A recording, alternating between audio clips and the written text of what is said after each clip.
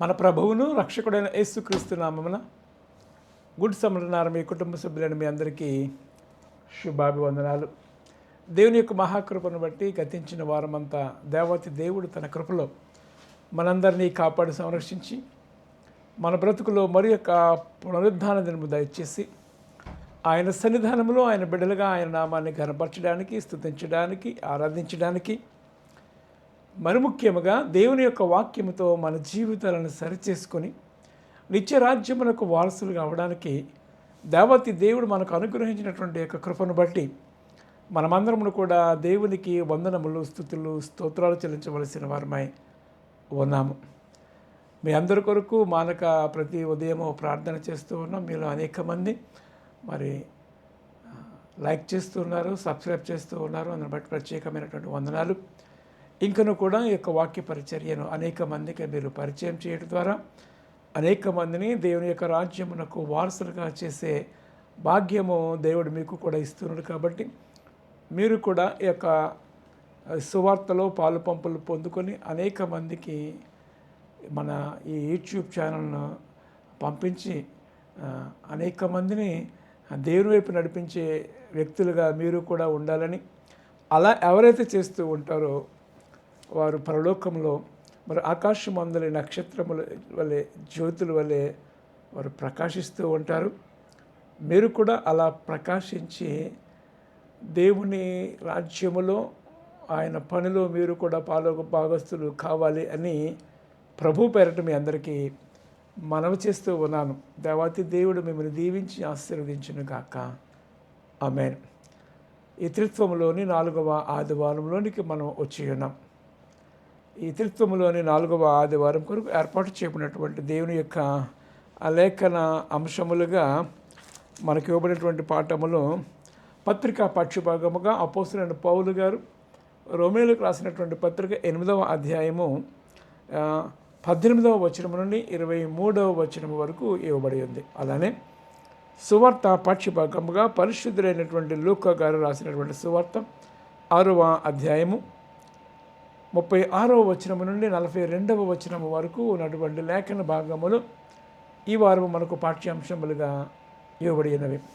ఈ లేఖనములను ధ్యానం చేయడానికి ముందుగా ఆత్మదేవుని సహాయము, నడిపింపు కోరుకుందాం. కృపయు కనికరము గల ప్రియ పరమ తండ్రి, వందనములు, స్తుతులు, స్తోత్రుడు నాయన. దేవా, నీ కృపను బట్టి గతించిన వారమంతా నీ రెక్కల చాటును మమ్మల్ని కాపాడి సంరక్షించి మా బ్రతుకులో మరి యొక్క పునరుద్ధరణ దినము దయచేసి నీ సన్నిధానంలో నీ బిడ్డలుగా మేమందరముడు చేరి నేను స్తుతించి, గణపరిచి, ఆరాధించే భాగ్యం మీరు మాకు ఇచ్చినందుకు వందనాలు.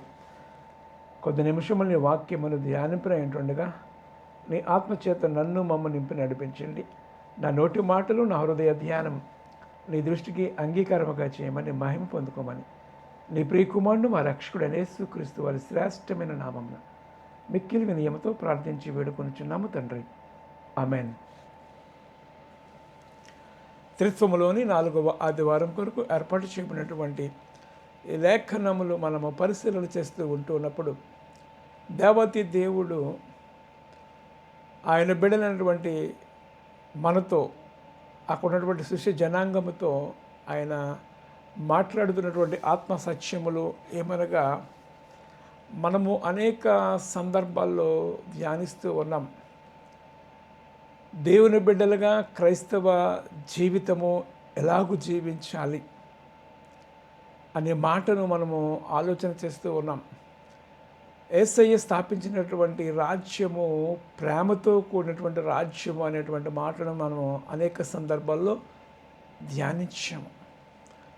ఆయన ఈ ప్రేమ రాజ్యమును స్థాపించడానికి ఎంతో ప్రయాసపడ్డాడు, ఎన్నో శ్రమలు అనుభవించాడు.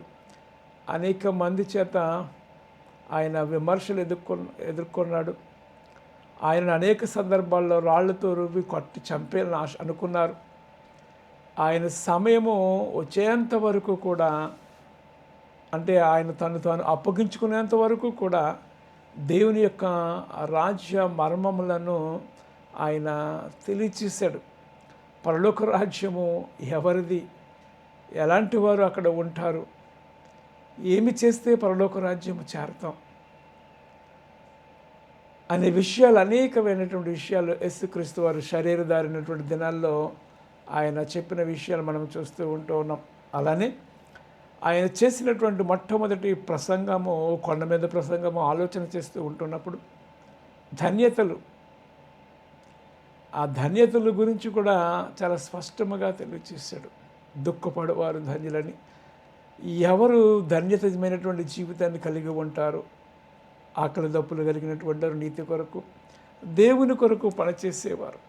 దేవుని బిడ్డలుగా ఈ లోకములో మనము ఒక వెలుగు సంబంధమైనటువంటి జీవితాన్ని జీవించాలి అనేటువంటి మాటను ఆ ధన్యతల్లో మనం అర్థం చూస్తూ ఉంటూ ఉన్నాం. అలానే మనుష్యుడు దీపం వెలిగించి అది అనేకులకు వెలుగుగా ఉండడానికి దీపస్తంభం మీద ఎలా పెడుతూ ఉంటాడో, క్రైస్తవుడు తన జీవిత విధానము ద్వారా యేసయ్యను అనేకులకు చూపించాలి. ఇది నిజమైనటువంటి క్రైస్తవ జీవితము. ఈ కొండ మీద ప్రసంగము మనము నిజంగా పాటిస్తే అదే గొప్ప ధన్యకరమైనటువంటి జీవితం మనం ఆలోచన చేసుకోవాలి. యేసయ్య చేసినటువంటి గొప్ప ప్రసంగం అది ఎప్పటికీ కూడా అలానే ఉంటూ ఉంటుంది. ఈ ప్రపంచంలో మరి అలాంటి బోధ అనేక మంది ఆయన ఫాలో అవుతున్న వ్యక్తులను కూడా మనం ఎవరిని ఇంకా చూసి ఉండకపోవచ్చు. ఆయన ఎక్కడ ఉంటే అక్కడకు ప్రజలు తండోపతండాలుగా వెళ్ళారంటే అర్థం ఏమిటంటే ఆయన మాటలు ఉన్నటువంటి మాధుర్యము, ప్రేమ, కనికరము. ఒకవేళ వారు ఆకలిగా ఉంటే వారికి శిష్యులతో చెప్పి వారికి భోజనం వడ్డించండి. ఆయన ఎవరో ఏమై ఉన్నాడని తెలియడానికి అక్కడే ఆశ్చర్యకార్యం జరిగించడం. 5 రొట్టెలు 2 చేపలు అనేక మందికి తినగా ఇంకా మిగలడం, ఇవన్నీ కూడా ఆయన చేసి చూపించాడు. పరలోక రాజ్యములో మీరు చేరాలి అంటే అన్నిటికంటే ఆయనను వెంబడించేవారుగా ఉండాలి అనేది. సత్యము, జీవము, మార్గమైనటువంటి యేసయ్యను వెంబడిస్తే చాలు. ఆయన చేసిన బోధల ప్రకారం మనం జీవిస్తే చాలు. ఈ లోకములు మనం ఏమీ సంపాదించుకునే అవసరం లేదు. ఎందుకంటే ఈ లోకములో ధనము తుప్పు పట్టేస్తుంది, చిమ్మేటు కొట్టేస్తుంది. కానీ పరలోకములో మీరు ధనము సంపాదించుకోనండి అనేటువంటి మాటలు మనము ధ్యానిస్తూ ఉంటున్నప్పుడు నిజమే కదా, అది కదా మనకు శాశ్వతమైనటువంటి రాజ్యము. అయితే ఆ రాజ్యములో మనం చేరాలంటే భూమి మీద ఈ దేహంతో ఉన్నంతకాలం మనం ఆయనకి ఇష్టలుగా జీవించి ఆయన కొరకు మనం జీవించిన వారమైతే ఆయన రాజ్యములో చేరడానికి మనకు అవకాశం ఉందనేటువంటి మాటను ఈ సువార్తల్లో ఏది చూసినా అది మనకు అర్థమవుతూ ఉంది. ఆ కోవలో భాగంగానే యేసయ్య చెప్పినటువంటి ఈ వారం ఇవ్వబడినటువంటి లెసన్స్ ఆలోచన చేస్తూ ఉంటున్నప్పుడు ప్రత్యేకముగా మీరు ఏ కొలతతో ఇతరులకు కొలుస్తూ ఉంటారో అదే కొలత మీకు కొలవబడును. దేవుని నామానికి మహిమ కలుగును గాక. ఇంకొకరు ఆలోచన చేస్తూ ఉంటే మీరు ఏది విత్తుతారో అదే కోస్తారు. మీరు ఏది విత్తుతారో అదే కోస్తారు. క్రీస్తు కొరకు సువార్త ప్రకటిస్తూ దేవుని బిడ్డలుగా అనేకులను ప్రేమిస్తూ వారి అవసరతలు పాలు పంపులు పొందుకుంటూ ఉన్నప్పుడు ఈ లోకంలో ఉంటున్నటువంటి నీకు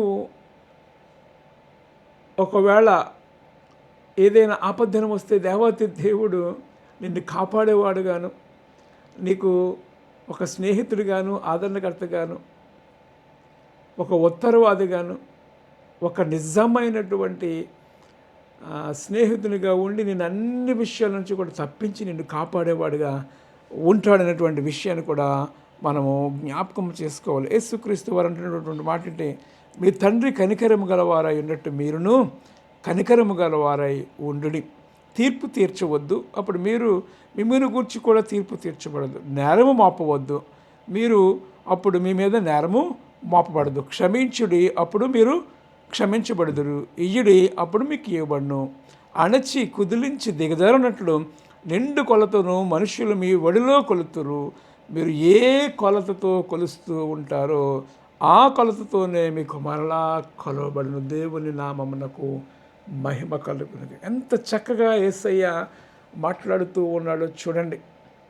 మీరు క్షమించేవారుగా ఉండాలి, మీరు ప్రేమించేవారుగా ఉండాలి. ఇతరులకు అవసరతలో పాలు పంపులు పొందుకునేవారుగా, ఇచ్చేవారుగా మీరు ఉండాలి. క్రైస్తవ జీవితం అంటే ఇదే, ఇవ్వడమే, గివింగ్ నేచర్. మనము ఎవరికి సహాయం చేయాలి అంటే వెంటనే బాకీ ఇచ్చేసే వారికి సహాయం చేయమని ఎక్కడ చెప్పట్లేదు, కానీ తిరిగి ఇచ్చేస్తూ ఉంటారు. అది కాదు, బయట ఉన్నటువంటి అన్యులు అలా చేస్తూ ఉన్నారు. మీరు చేయవలసింది ఏంటి అంటే తిరిగి ఇవ్వలేని వారికి అంటే పేదలను కనికరించేవారుగా మీరు ఉండాలి. వారి నుంచి మీరు తిరిగి రిటర్న్ ఏమీ ఆశించకూడదు. ఏ విధమైనటువంటి ప్రతిఫలము ఆశించకుండా వారికి మనము సహాయం చేసినట్లయితే యేసయ్య నీకు దానికి బదులుగా ప్రతిఫలం ఇస్తాడు, లేక దేవాతి దేవుడు ప్రతిఫలం ఇస్తాడు అనేటువంటి మాటను ఇక్కడ జ్ఞాపకం చేస్తూ ఆయన ఏమంటుందంటే సర్వోన్నతమైనటువంటి మీరు దేవునికి కుమారులై ఉన్నారు కాబట్టి మీరు ఏం చేయాల, మీ తండ్రి కనికరము గలవారై ఉన్నాడు కనుక మీరును కనికరము గలవారై ఉండుడి. దేవుని మాటలు మనం ఆలోచన చేస్తూ ఉంటే కనికరము, యేసయ్య మన మీద కనికరము చూపించాడు. ఆయన లైఫ్ స్టైల్ అంతా కూడా అంతే, ప్రేమ, క్షమాపణ, జాలి, దయ ఇవే కలిగి ఉన్నాడు. ప్రేమతో జయించాడు, ప్రేమించాడు. 3 విషయాలు ఇక్కడ మనం క్లియర్గా మనం చూడగలుగుతూ ఉన్నాం. ఏమంటాడు, యేసయ్య మనకు కనికరము గలవాడై ఆయన మనల్ని ప్రేమించాడు కాబట్టి మనమును కూడా ఇతరుల పట్ల ప్రేమ కలిగి కనికరము కలిగి వారి అవసరతలో మనము పాలు పంపులు పొందుకోవాలి. నిజమైన భక్తి ఏదనగా యాకోబు పత్రిక అంటూ ఉంటాడు కదా, దిక్కులేని బీదలను విధవరండను పరామర్శించి వారి అవసరతలో పాలు పంపులు పొందుకున్నట్టే అని మాట్లాడుతూ ఉంటాడు. అది నిజమైన భక్తి. దిక్కుమాలిన వారికి, పేదలకు మీరు సహాయం చేయండి.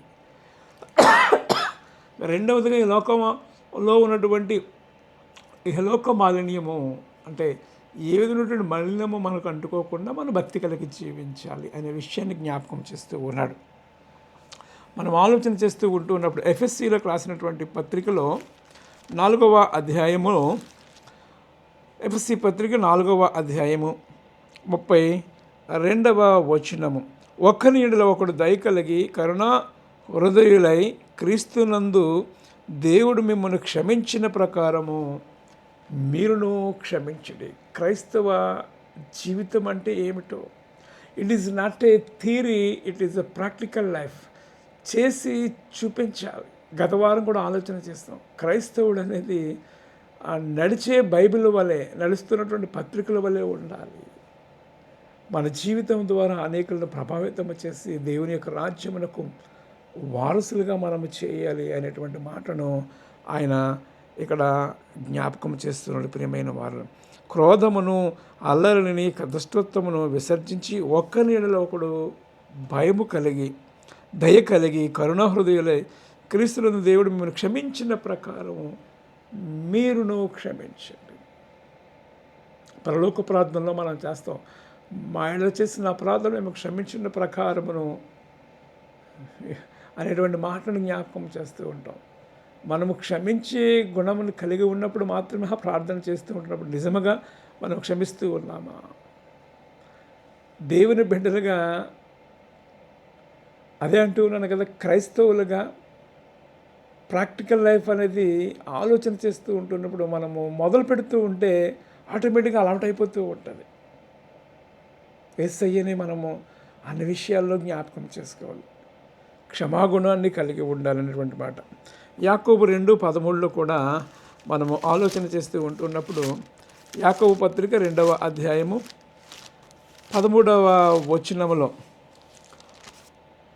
ఇవే మాటలు మనము చూస్తున్నాం. కనికరము చూపనివాడు కనికరము లేని తీర్పు పొందును, కనికరమును తీర్పును మించి అతిశయము పడును. కనికరమట తీర్పును మించి అతిశయము. నువ్వు కనికరము కలిగి ఉంటే తీర్పును మించిన అతిశయము. నా కుమారుడా, నీవు నా కొరకు నన్ను నువ్వు నీ జీవితంలో చూపించావు. ఇతరుల అవసరతలో పాలు పంపులు పొందుకున్నావు. పేదల విషయంలో, ఆ ధనవంతుడి లాజరు విషయం మనం అదే చూస్తూ ఉంటాం. ఎంతసేపు వాడే చూసుకున్నాడు, కానీ ఇతరుల అవసరాల్లో పాలు పంపులు పొందుకోవడం మానేశాడు ఈ ధనవంతుడు. ఆ దరిద్రుడు లేక భేదవాడుగా ఉన్నటువంటి లాజరు యేసు మీదే ఆధారపడ్డాడు, యేసునే సేవించాడు, యేసు చెప్పినట్టు జీవించినటువంటి వ్యక్తులుగా మనం చూస్తూ ఉంటూ ఉన్నాం. వారి జీవితాలు మనకు తెలుసు. ఇంకా మనము ఆలోచన చేస్తూ ఉంటూ ఉన్నప్పుడు ఇది చాలా ప్రాముఖ్యమైనటువంటి మాట. సామెతల గ్రంథము 28వ అధ్యాయము, ద బుక్ ఆఫ్ ప్రావెర్బ్స్ చాప్టర్ 28. సామెతల గ్రంథము 28వ అధ్యాయము 27వ వచనము. సామెతల గ్రంథము 28వ అధ్యాయము 27వ వచనం. బేదలకిచ్చు వానికి లేము కలగదు, కన్నులు మూసుకుని వానికి బహు శాపములు కలుగును. చూడండి, బేదలకిచ్చు వానికి లేమి కలుగదు, లేక లేమి లేదు. బేదలకు ఇవ్వడం అనేది మనం అలవాటుగా చేసుకోవాలి. సహాయం చేయడం అవసరం, ఇతరుల అవసరతలో పాలు పంపులు పొందుకోవడం. అదే అంటున్నారు కదా, ఏది విత్తితే అదే కోస్తూ ఉంటాం. నీవు బేదలకు ఇస్తూ ఉంటూ ఉన్నప్పుడు నీవు దేవుని కొరకు పని చేస్తూ ఉన్న, దేవుణ్ణి చూపిస్తూ ఉన్న దేవుని ప్రేమను. మదర్ తెరెసా గారు చేసిందంతా అదే. ఒక మాటలో చెప్పాలంటే ఆమె క్రీస్తును చూపించింది తన జీవిత విధానంలో. ఇతరుల పట్ల ఆమె ఎప్పుడూ నేపములో ఎంచలేదు. మీరు ఎలా ఉన్నారని చెప్పలేదు. కానీ అందుకే నువ్వు ఇతరుల అవసరంలో నువ్వు పాలు పంపులు పొందుకోవాలి తప్ప వారి యొక్క తప్పులను ఎంతసేపు కూడా మీరు ఎత్తి చూపవద్దు అనేటువంటి మాటను ఇక్కడ మనము జ్ఞాపకం చేస్తూ ఉన్నాం. ఈ లూకా సువార్తలో ఈ 6వ అధ్యాయం మనం ఆలోచన చేస్తూ ఉంటూ ఉన్నప్పుడు అంటున్నటువంటి మాటను చూస్తూ ఉన్నాం. ఏమని? క్షమించుడి, మీకు అప్పుడు మీరు క్షమించబడుదురు, ఇయ్యుడి, అప్పుడు మీకు ఇయ్యబడును. అణచి కుదిలించి దిగజారినట్లు నిండు కొలతను మనుషులు మీ ఒడిలో కొలుతురు. మీరు ఏ కొలతతో కొలుతారో ఆ కొలతతోనే మీకు మరలా ఇవ్వబడును. దేవుని నామమునకు మహిమ కలుగును గాక. క్రైస్తవ జీవితం అంతా కూడా ప్రేమతోనే ప్రేమించేవారిగా మనం ఉండాలి. ఏ కొలతతో కొలుస్తూ ఉంటారో ఆ కొలతతోనే మీరు అనేకులకు అవసరతలో పాలు పంపులు పొందుకున్న దిక్కుమాలిన విధవరాలకు భేదలకు మీరు సహాయం చేసేవారుగా ఉంటే దేవాతి దేవుడే మీకు తోడుగా ఉండి మీ గిన్నె నిండు పొరలేలాగా అనేకులకు అప్పించేవారుగా దేవుడు చేస్తూ ఉంటాడు. భేదలకు అప్పించేవారు యెహోవాకు అప్పిస్తూ ఉంటారు అనేటువంటి మాటలు చూస్తూ ఉంటాను కీర్తన గ్రంథాల్లో. అలాంటి వారు ఆపత్కాల ముందు దాచబడతారు, లేక కాపాడబడతారు అనేటువంటి మాటను ఇక్కడ జ్ఞాపకం చేస్తూ ఉన్నాడు. ఇంకేమంటున్నాడంటే, నీ కంటిలో ఉన్న దూలము ఎంచక నీ సహోదరుని కంటిలో ఉన్నటువంటి దూలమును నలుసును చూడలేలా? నీ కంటిలో ఉన్న దూలమును చూడక నీ సహోదరునితో, సహోదరుడా నీ కంటిలో ఉన్నటువంటి నలుసు తీసివేయనుము నీకు ఎలాగూ చెప్పగలవు? వేషధారి, మొట్టమొదటి నీ కంటిలో ఉన్నటువంటి దూలాన్ని తీసివేయి, అప్పుడు నీ సహోదరుని కంటిలో ఉన్నటువంటి దూలము నీకు బాగా కనపడుతుంటుంది. సెల్ఫ్ ఎగ్జామినేషన్, ఆత్మ పరిశీలన చేసుకోమని మాట్లాడుతూ ఉన్నాడు. నీవు ఎలా ఉన్నావు? నీ జీవిత విధానం ఎలా ఉంది? ఇతరులకు తీర్పు చెప్పడం కాదు, ఇతరుల తప్పులు ఎత్తి చూపడం కాదు, కానీ ముందు నిన్ను సరిచేసుకో. నీవు సరిచేసుకోవాలంటే ఏం చేయాలి? పరిశుద్ధ బైబిల్ గ్రంథమే మనకు ప్రామాణికం. ఈ పరిశుద్ధ బైబిల్ గ్రంథాన్ని నీవు ధ్యానిస్తూ ఉన్నప్పుడు నీలో ఉన్నటువంటి లోపము నీకు ఎవరు చెప్పక్కర్లేదు. దేవాతి దేవుడే తన వాక్యంతో మీతో మాట్లాడుతూ ఉంటున్నప్పుడు నువ్వు సరిచేసుకో అని మాట్లాడుతూ ఉంటాడు. దేవుని నామానికి మహిమ కలుగును గాక. ఇలా మనము చేస్తూ ఉన్నప్పుడు మనము అలవాటుగా మనం మారిపోతూ ఉంటుందన్నమాట. ఏంటి? ఇతరులను క్షమించడం కానీ, వారి అవసరంలో పాలు పంపులు పొందుకోవడం కానీ మనం అలా చేస్తూ ఉంటున్నప్పుడు దేవాతి దేవుడు నీకు ఎంత వాగ్దానం ఇస్తూ ఉన్నాడంటే, నీవు నీరు కట్టిన తోట వలను ఎప్పుడు నువ్వు ఉబ్బుకుచూ ఉండి నీటి బోట వలె ఉంటావు అని దేవుడు మాట్లాడుతూ ఉన్నాడు. దేవుడు మనకి మహిమ కలుగును కాక. ఎలా అంట? ఆకలి ఉన్న వారికి నీవు ఆశించినది నీవు ఇచ్చిన యెడల వారికి నీ యొక్క మొహాన్ని తిప్పకుండా అవసరతలో ఉన్నవారికి నీవు పాలు పంపులు పొందుకొని వారిని నీవు సంతోషపరిచే వారిగా నీవు ఉన్నప్పుడు దేవాతి దేవుడు నిన్ను కూడా ఆ రీతిగా హెచ్చించడానికి ఇష్టపడుతూ ఉన్నాడు. ఇదే దేవుని యొక్క ఉద్దేశమైనది. మీరు క్రైస్తవులుగా మీరు చేసి చూపించండి. మీకు అణచి కుదిలించి దిగజారినట్లు మీ ఒడిలో పడుతూ ఉంటుంది. ఏ కొలతతో మీరు కొలుస్తూ ఉంటారో ఆ కొలతతోనే మీరు కొనబడుతూ ఉంటారు. యెషయా గ్రంథం 58వ అధ్యాయం మనము ఆలోచన చేస్తూ ఉంటుండే 10వ వచనం. ఆశించిన దానిని ఆకలిగొన్న వారికిచ్చి శ్రమ పడిన వారిని తృప్తిపరిచిన ఎడల చీకటిలో నీ వెలుగు ప్రకాశించును, అంధకారము నీకు మధ్యాహ్నము వలె ఉండును.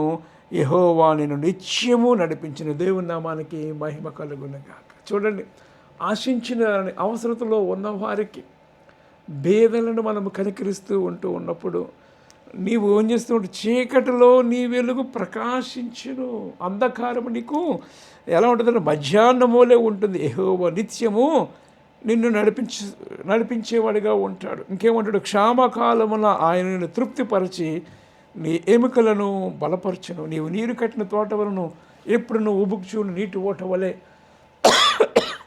నీవు ఉంటావు. ఎంత గొప్పగా ఉంది కదా ఈ మాట. ఈ మాట చాలామంది ఇష్టపడిపోతూ ఉంటారు. అయితే పైన ఉన్నటువంటి మాట ప్రకారం నువ్వు చేసినప్పుడే నీవు దానికి అర్హుడిగా అవుతూ ఉంటావు. దేవుని నామమునకు మహిమ కలుగును గాక. ఈరోజు మనకి ఇవ్వబడినటువంటి ఈ పత్రికా పాఠ్యభాగము, ఈ రోమీలకు రాసినటువంటి పత్రిక 8వ అధ్యాయం అంతా కూడా మనం ఆలోచన చేస్తూ ఉంటున్నప్పుడు క్రీస్తు కొరకు మనము ఎలాంటి శ్రమలు అనుభవించినా అది మంచిదే అనేటువంటి మాటను జ్ఞాపకం చేస్తూ ఉన్నాడు. సృష్టి యావత్తు దేవుని ప్రజల యొక్క ప్రత్యక్షత కొరకు ఎదురు చూస్తూ ఉంది అంటాడు. దేవుని నామానికి మహిమ కలుగును గాక. అంటే మనం ఏ రీతిగా పొందబోచున్నటువంటి యొక్క మహిమను బట్టి ఈ లోకంలో ఉన్నటువంటి సృష్టి అంతా కూడా మన గురించి ఎదురు చూస్తూ ఉంది అనేటువంటి మాటను జ్ఞాపకం చేస్తూ ఉన్నాడు. రోమపత్రిక 8వ అధ్యాయం 18వ వచనం నుంచి మనం ఆటలాడుతూ ఉంటున్నప్పుడు మన ఎడల ప్రత్యక్షపు కాబోవు మహిమ ఎదుట ఎప్పటి కాలపు శ్రమలు ఎనదగినవి కావును నమ్ముచున్నాను. దేవుని కుమారుడు ప్రత్యక్షత కొరకు సృష్టి మిగుల ఆశతో తేరిచూచుచూ ఉన్నది. ఎలా అనగా సృష్టి నాశనమునకు లోనైన దాస్యములో నుండి విడిపించబడి దేవుని పిల్లలు పొందబో మహిమగల స్వాతంత్ర్యమును పొందునను నిరీక్షణ గలదై స్వేచ్ఛగా కాక దానిలో పరిచిన వానిని మూలముగా వ్యర్థపరచబడెను.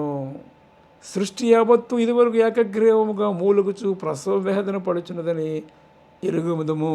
ఎంత చక్కగా మాట్లాడుతూ ఉన్నారు. దేవుని యొక్క ప్రజల యొక్క ప్రత్యక్షత కొరకు సృష్టి యావత్తు ఎదురు చూస్తూ ఉంది. దేవుని బిడ్డలుగా ఈ లోకంలో మనం శ్రమలు అనుభవిస్తూ ఉంటాము. కానీ దేవుడే మనలను కొంతకాలం శ్రమపడిన పిమ్మట ఆయన మనలను విడిపింప చేస్తాడు. దేవుని యొక్క ప్రజల యొక్క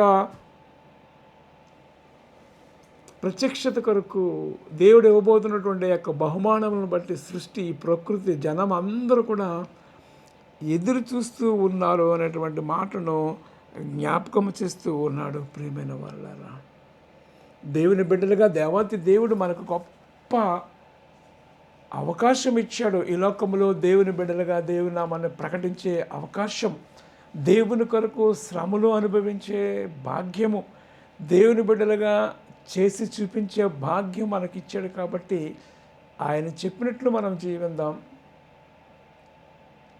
అణచి కుదిలించి దిగజారినట్లు దేవుని యొక్క ఆశీర్వాదాలు మనవడిలో పడాలి అంటే మనమును కూడా ఇతరుల యొక్క అవసరతలో పాలు పంపులు పొందుకొని దేవుని యొక్క ప్రేమను మనము ఇతరులకు చూపించినట్లయితే మన మధ్య దేవుని యొక్క రాజ్యము ఉంటుంది. అరీతిగా చేయడానికి ఆత్మదేవుడు తన కృపను మనందరిలా విస్తరింపచేయును గాక. ఆమేన్. దేవానికి వందనాలు. వ్యక్తమైనటువంటి వాక్యం ఫలించటకు నీ కృప అనుగ్రహించమని, మహిమ పొందమని, బిడ్డలందరిపైన దీవెనాశీర్వాదాలు నీ కృప నీ కాపుదల తోడించి నడిపించమని ప్రియకుమారుడు రక్షకుడు యేసుక్రీస్తు నామమున ప్రార్థించి వేడుకొనుచున్నాము తండ్రి. ఆమేన్. తండ్రి, కుమార, పరిశుద్ధాత్మ త్రియేక దేవుని దీవెన మీకు తోడైండును గాక. ఆమేన్.